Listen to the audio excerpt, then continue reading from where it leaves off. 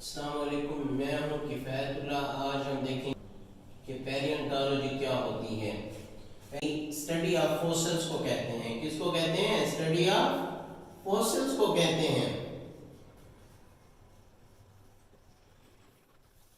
ہماری basically fossils کیا ہیں؟ بہت سارے اینیملز جو آج سے ہزار سال پہلے جن کی ڈیتھ ہو گئی تھی، وہ کسی بھی قدرتی آفت کی وجہ سے ہو سکتا ہے، وہ نیچرل ڈیزاسٹر ہو سکتی ہے، وہ کچھ بھی ہو سکتا ہے۔ فار ایگزامپل زلزلے آتے ہیں، عمارت گر جاتی ہے، نیچے بہت سارے اینیملز دب کے مر جاتے ہیں، پھر وہاں لائف بالکل ختم ہو جاتی ہے۔ ہزار سال بعد وہاں پھر ایک دفعہ لائف ایگزسٹ کرنا شروع کرتی ہے۔ وہاں سے یا پہاڑوں میں یا کسی بھی جگہ پہ ان کے جو ہمیں باقیات ملتے ہیں اینیملز کا یا پلانٹ کا، اس کو ہم نام دیتے ہیں فوسلز کا۔ اب جب ہم ان کی فوسلز کی اسٹڈی کرتے ہیں، اس کو ہم کہتے ہیں یہ ہم پیلیونٹالوجی کام کر رہے ہیں۔ اور پیلیونٹالوجی میں کام کرنے والے کو کیا کہتے ہیں؟ پیلیونٹالوجسٹ کہتے ہیں۔ فوسل سے ہمیں پتہ چلتا ہے کہ آج سے پہلے اگر انسان ایگزسٹ کرتا تھا تو وہ کیسا تھا، اس کی ایج کیا ہوتی تھی۔ ایک اینیمل جو ایگزسٹ کرتا تھا، فار ایگزامپل آپ کو ایک بلی کا،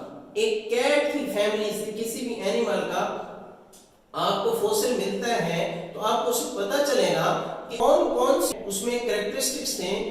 آیا کہ اس ٹائم کی کیٹ فیملی تھی جس کو غالباً فیلیڈی کہتے ہیں،